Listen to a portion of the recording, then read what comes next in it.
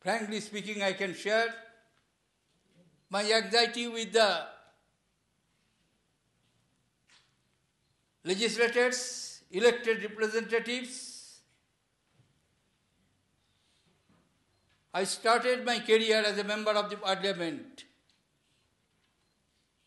at the age of 34. And I had the privilege of serving as member of parliament, either house, Rajya Sabha or Lok Sabha, till I assumed the office as President of the 13th Republic, 13th President of the Republic. I am sad when I find that parliamentary proceedings, many of the state assembly proceedings are disrupted without transacting any business. When I was a student, my teacher used to tell me that 3 Ds are essential for democracy. 1 D is debate. 2nd D is the dissension. 3rd D is decision. Legislative body, you are to deliberate, discuss, debate. In course of debate, surely there will be divergence of views. There will be dissension. Finally, it is not merely a talking house. It is a decisive body. After debate, after discussions, you shall have to take a decision. Debate, dissension, decision. But nowadays we find there is another D, surreptitiously inserted itself, and that is disruption. But in the text of political science, I did never find that there is any role of disruption in the parliamentary democracy. Disruption is nothing but a handful of minority forcing their will by neither doing their jobs nor allowing others to have their job and wasting the precious times of the legislative bodies. I will request the leaders, political establishment of the country to ponder over and find a solution. We will be able to find a solution. I have great belief and faith in the ingenuity of Indian political system, and if there be an aberration, surely that aberration will be rectified in no time. The second suggestion which I would like to have to my young friends, of course Birbhadruji is as much experienced as I am. Professor Dhumal had a long innings, both as member of parliament as well, members of the Legislative Assembly, many of you. But nowadays administration has become complex. And in this complex administration, only instrumentality you have. Executive exercises its decision through enactment of law and by implementing the law. Legislature helps the executive to enact the law. And through law, the decision, the ideas, principles and policies of the executive are implemented. You will have to devote much more time for lawmaking. I was going through some old records. In the first three sessions of parliament, from 52 to 67, majority of the time were spent on money and finance, budget, plan, economic transactions, and lawmaking.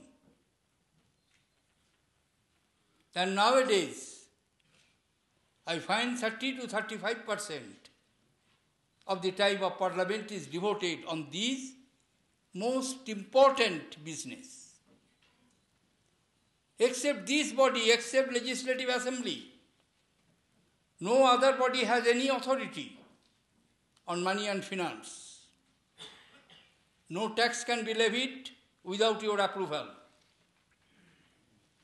No money can be spent by the executive without your approval, passing the demands and services. Not even a single farthing can be withdrawn from the consolidated fund of the state without the authority of the appropriation bill, which are to be passed by you. Therefore, and you yourself can see what enormous transactions have taken place, enhancement has taken place in the financial transactions. When Dr. Pranab presented the first budget of Himachal Pradesh, I am told, it was hardly 18-19 crores of rupees. And I think the last budget which you had, it was more than 25,000 crores of rupees. That is the expansion of the financial transaction. Same was the story with the government of India. The first budget of independent India, revenue expenditure was 191 crores, which was presented by Shanmugam Chetty. And the last budget Indian Finance Minister has presented for 2013-14 are nearly 16 lakh crores of rupees, from 191 crores to 16 lakh crores of rupees. If the MPs do not have time, if the MLAs do not have time to scrutinize these expenditures, to discuss the demands for grants, to discuss in detail the finance bill, which are the taxation proposals, who else will do? And this is one job. I always tell my colleagues, nobody has offered us.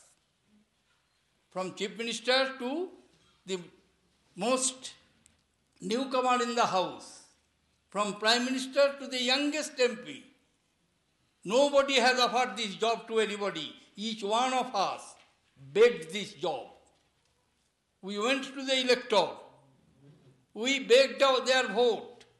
We requested them to elect us to discharge their duties, to discharge the responsibilities entrusted to us, and thereafter getting the trust of the people, getting the trust of the voters.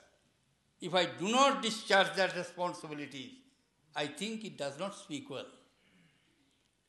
I thought I would like to take this opportunity. I am sorry, I have taken a little longer than I intended to have, and my colleagues suggested to me, but I thought that when so many histories are created, and these walls are mute spectator of the evolution of those basic fundamental principles and policies, I would expect Vidhan Sabha of Himachal will provide a lead in discharging the responsibilities as parliamentarians, as legislators, by doing full justice,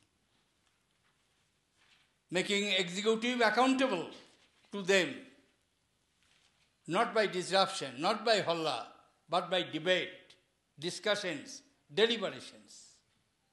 It is well recognized principles. Majority party is to rule, opposition party is to oppose, to expose, and if possible, to depose. Many a times government's head rolled on the floor of the house. Up to 1905,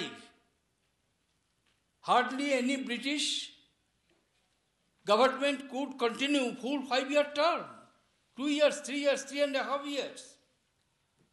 Even after that, it continued to be so, because you are the masters of the executive. Executive is collectively and severally responsible to the confidence of the House.